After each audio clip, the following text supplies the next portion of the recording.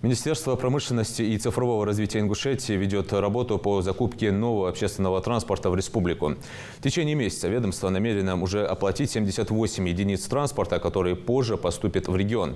Об этом главе республики в рамках отчета о проделанной работе за первое полугодие доложил министр промышленности и цифрового развития Бадма Дарджиев. Заявка была одобрена на сумму 300 миллионов рублей, что позволит обновить парк пассажирского транспорта и обеспечить комфортные условия для наших граждан, сказал министр. Он добавил, что закупка новых машин позволит обновить более чем на 50% парк общественного транспорта республики. Ведомство также намерено продолжить и в дальнейшем работу в этом направлении. Говоря о развитии авиаперевозок в регионе, министр отметил, что там тоже проведена серьезная работа. В первом полугодии Ингушетия продолжала активно развивать межрегиональную авиацию и обеспечивать доступность пассажирских перевозок. Махмуд Али Калиматов отметил, что остался доволен организацией работы ведомства в части отправления паломников из республики и соседних регионов прямым рейсом для совершения паломничества.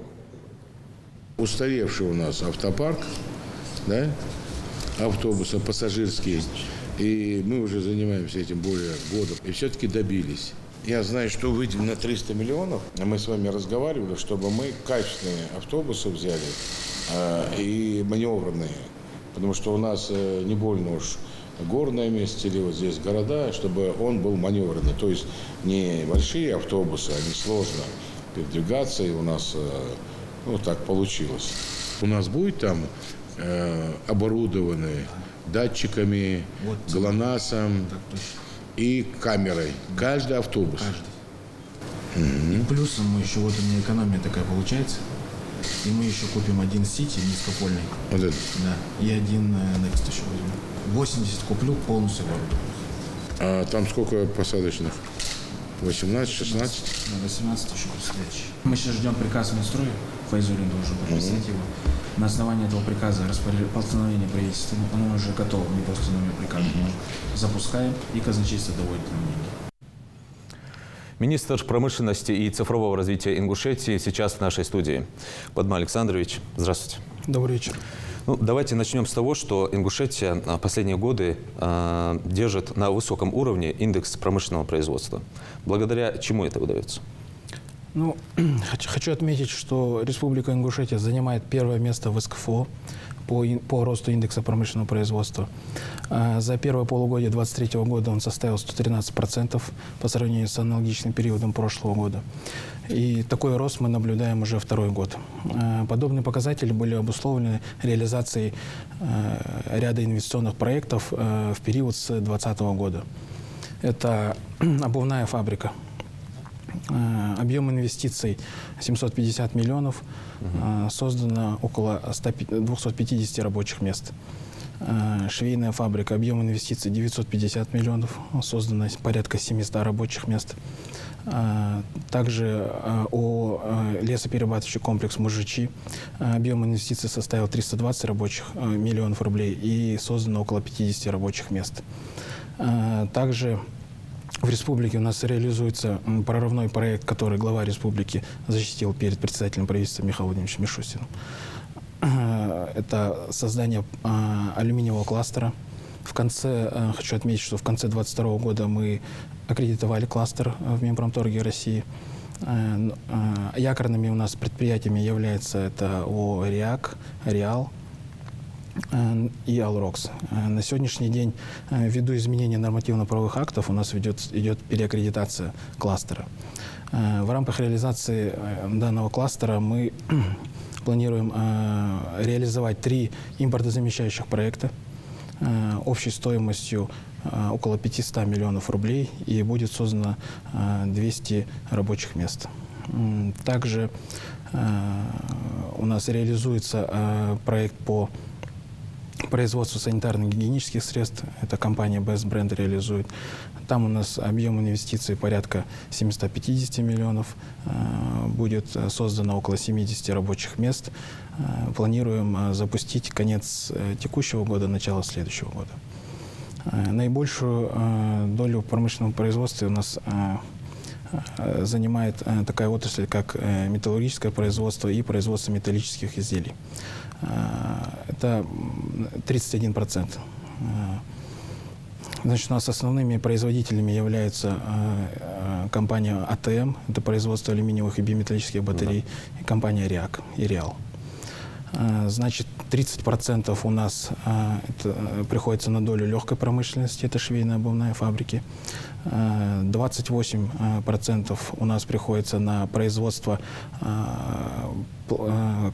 резиновых и пластмассовых изделий, это ООО «Техстрой». И на стройматериалы 11% это компания «Общество с ограниченной ответственностью технологии и материалы» и «Элитстрой».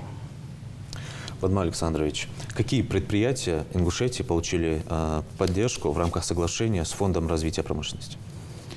Ну, что касается Фонда развития промышленности, хочу отметить, что он у нас создан в 2021 году. На сегодняшний день у нас капитализация фонда составляет порядка 134 миллионов рублей. Фонд осуществляет займы промышленным предприятиям на проекты развития со ставкой от 1 до 3% до 5 лет. На сегодняшний день у нас мы получили 3 заявки, которые рассматриваем. Это как раз-таки в рамках создания алюминиевого кластера, там 2 проекта импортозамещающих, это 55 миллионов рублей. И расширение завода АТМ, производство алюминиевых и биметаллических материалов, там порядка 80 миллионов рублей. Также фондом, хочу отметить, было подписано соглашение с Федеральным фондом развития промышленности. То есть мы можем финансировать наши промпредприятия в доле 10% из регионального фонда и 90% из федерального фонда до 200 миллионов рублей проект. В 2022 году мы также выдали грант ООО «РИАК». Это мы возместили процентную ставку по кредиту, взятому на оборотные средства. Владимир Александрович, на встрече с главой Ингушетии вы говорили о закупке транспорта. Это 78 единиц, заявка была одобрена, сумма 300 миллионов рублей. Вообще, о каких сроках идет речь? Когда поступит транспорт? Ну, благодаря, опять же, хочу отметить, главе республики нам выделены лимиты в размере, как вы отметили, 300 миллионов рублей. Денежные средства мы ожидаем получить буквально вот со дня на день.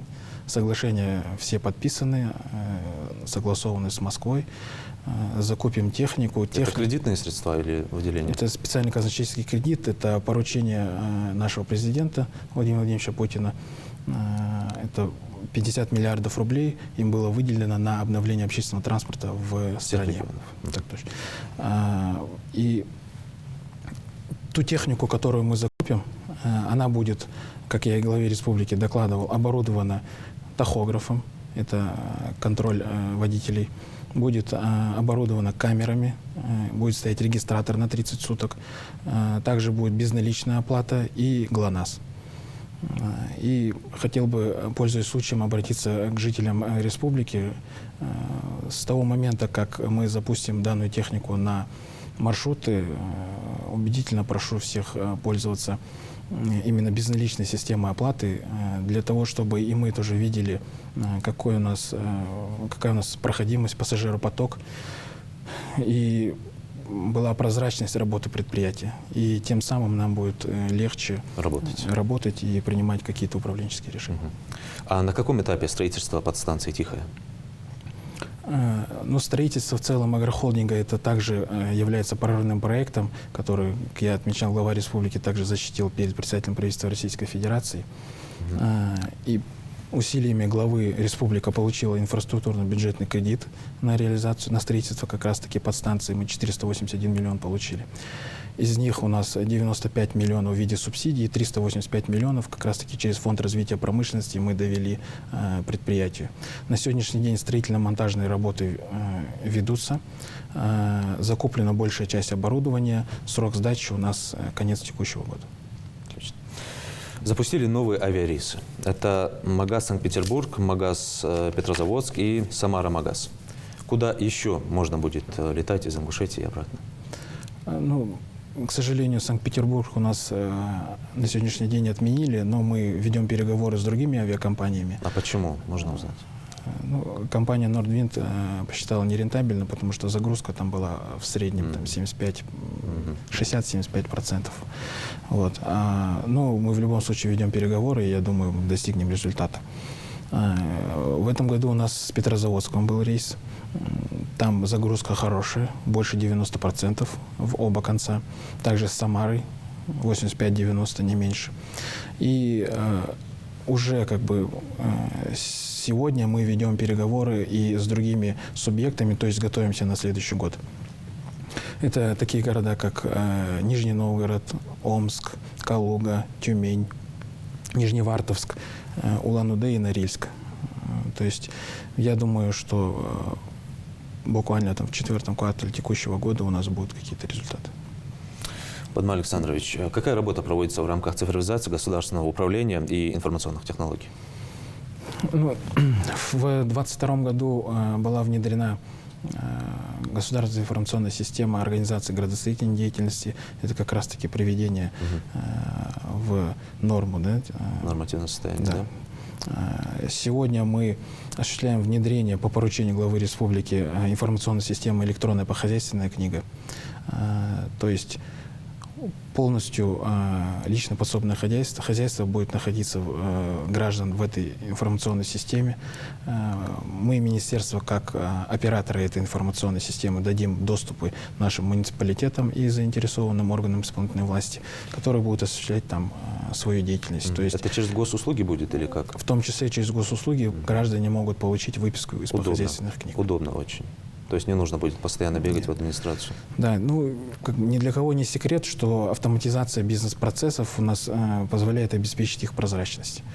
И вот вследствие чего будет видна объективность да, тех или иных процессов и даст нам возможность принимать быстрые и правильные управленческие решения.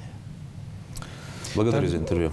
Еще что-то добавить? Да, я хотел бы еще добавить, вот в рамках развития IT-отрасли нами был введен ряд законодательных мер поддержки IT.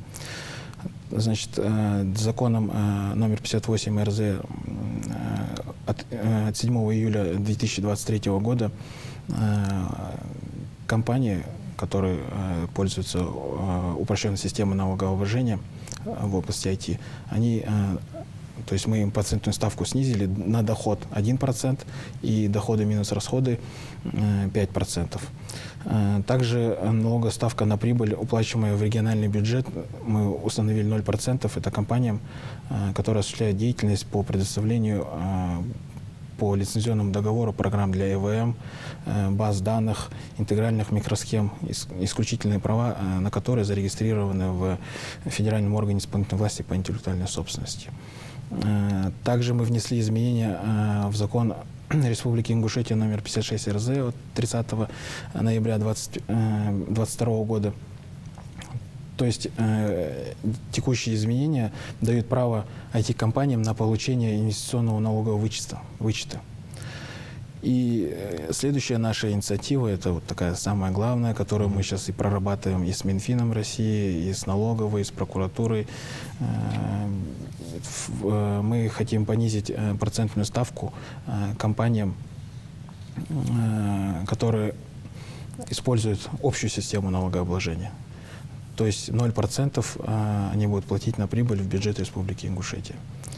И в случае принятия данной инициативы Республика Ингушетия будет первым субъектом в Российской Федерации, хотел бы это отметить, которая дает такие льготы IT-компаниям. И в условиях внешнего санкционного давления мы понимаем, что вводимые льготы для IT-компаний дают поддержку как и действующим IT-организациям, так и новым игрокам рынка. Планы у вас хорошие. Желаю вам удачи в осуществлении. Спасибо. Благодарю за интервью. Спасибо.